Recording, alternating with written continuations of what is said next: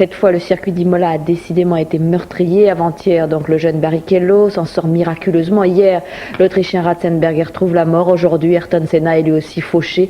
Yves Géniès nous explique les dangers de ce circuit maudit. Vendredi, 13h16, Rubens Barrichello sort violemment de la piste. On s'inquiète alors pour la vie du jeune Brésilien de 21 ans. Mais contrairement à nos craintes et au vu des images très impressionnantes, 24 heures plus tard, après une nuit à l'hôpital, Rubens est de retour sur le circuit et ne pense qu'à une chose, repiloter.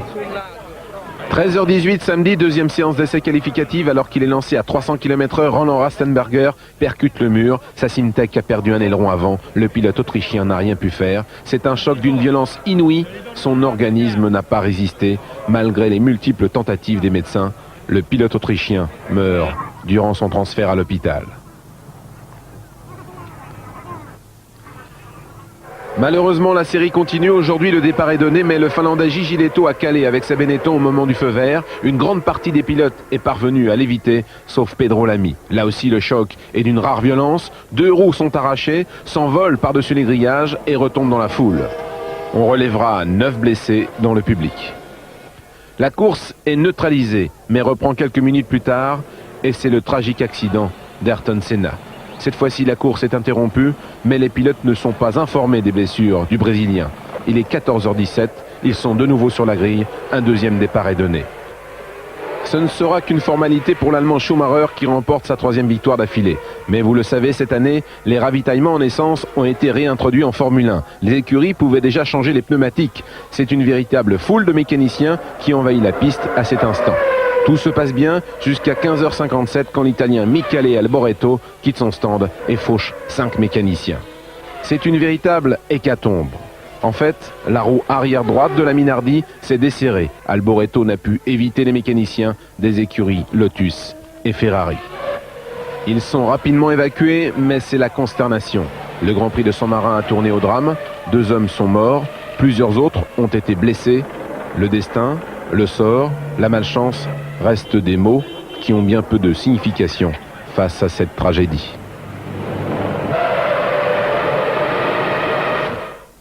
Et parmi ces spectateurs très émus sur le circuit d'Imola, Alain Prost, qui connaît bien sûr les risques de ce sport, lui-même sait qu'il a souvent frôlé la mort. Il a livré son témoignage alors qu'Ayrton Senna était encore en train de lutter contre la mort à l'hôpital de Bologne. Nous écoutons son témoignage.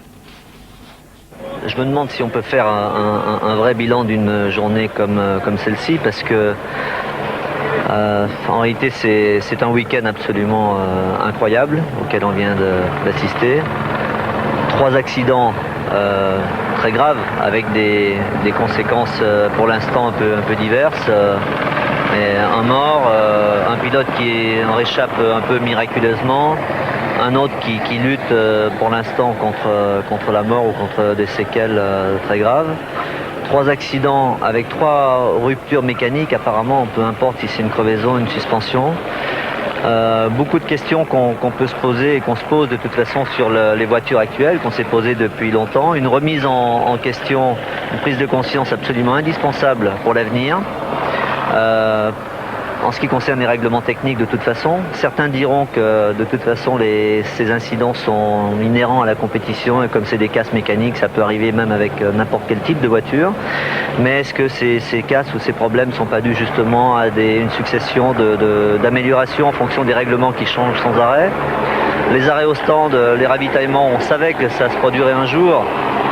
Je dois dire que c'est presque le minimum qui a pu se produire aujourd'hui et on n'ose pas imaginer ce que ça peut être à Monaco dans 15 jours. Donc il faudra certainement revoir beaucoup de choses, c'est ça le bilan.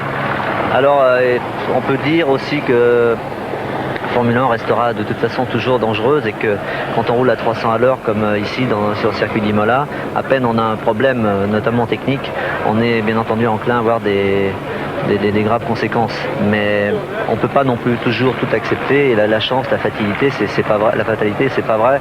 Ça fait très longtemps qu'on s'occupe plus de sécurité, que les gens ne parlent pas de sécurité. Ça fait très longtemps que le côté business prend le pas sur le sport. Avant, il y avait un pouvoir sportif et un pouvoir économique. Maintenant, ils sont rassemblés et on l'a vu encore aujourd'hui. C'est la preuve qu'une chose qui compte, c'est de reprendre le départ, c'est de continuer la course, de ne pas l'arrêter à la fin alors qu'il y avait 2 ou 3 personnes qui gisaient dans les stands.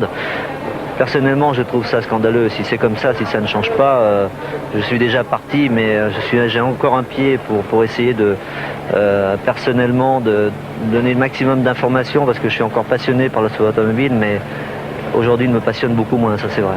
Alain, qui peut faire cet examen de conscience au nom de la Formule 1 et comment peut-on le faire? Je crois qu'il y a la vraie prise de conscience. Je l'ai pratiquement dit avant le début de la course, malheureusement. Elle est à faire de la part de tout le monde. Ça peut être sponsor, constructeur, team manager surtout, bien entendu fédération.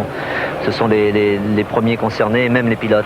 Parce qu'aujourd'hui, après l'accident de Senna, je pense que les pilotes auraient pu quand même essayer de montrer quelque chose. Et c'est vrai qu'il y a 150 000 personnes, que c'est vrai qu'on est en Italie, que ça représente beaucoup, mais est-ce qu'un jour on ne va pas remettre le sport plus en évidence par rapport aux intérêts commerciaux? Vous avez été des rivaux de toujours, des rivaux de tout le temps. Pourtant, Senna est cloué maintenant sur un lit d'hôpital. Vous avez une pensée pour lui?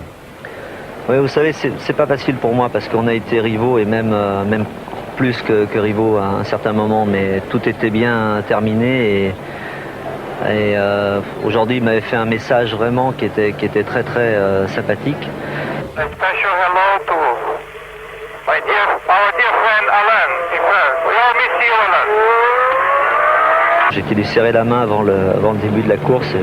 Je veux dire que c'est rival ou pas rival, je peux vous dire que c'est quand même quelqu'un qui faisait le même métier que moi et qui a vécu complètement à 100% pour sa passion, si ce n'est à 110%, alors que moi je peux vous dire que j'ai vécu que 95-98%, ça n'a rien à voir avec ce qu'il a fait. Il était capable de prendre tous les risques pour réussir et aujourd'hui j'espère simplement, je veux vous dire, qu'il ne conduise plus une Formule 1, c'est pas grave, mais qu'il puisse remarcher et vivre normalement. Voilà, et donc 20 minutes après cette interview, on apprenait la mort d'Ayrton Senna. Au Brésil, la patrie d'Ayrton Senna, c'est bien sûr la stupéfaction. Ayrton Senna était là-bas immensément populaire. Nelson Piquet, lui aussi brésilien, lui aussi champion du monde, a déclaré « c'est ce qui pouvait se produire de pire, c'est une perte énorme pour le sport automobile mondial » et bien sûr pour le Brésil. Tout de suite les réactions à Rio avec le correspondant de l'AFP, Alain Boébion. Dimanche, les grands médias, les grands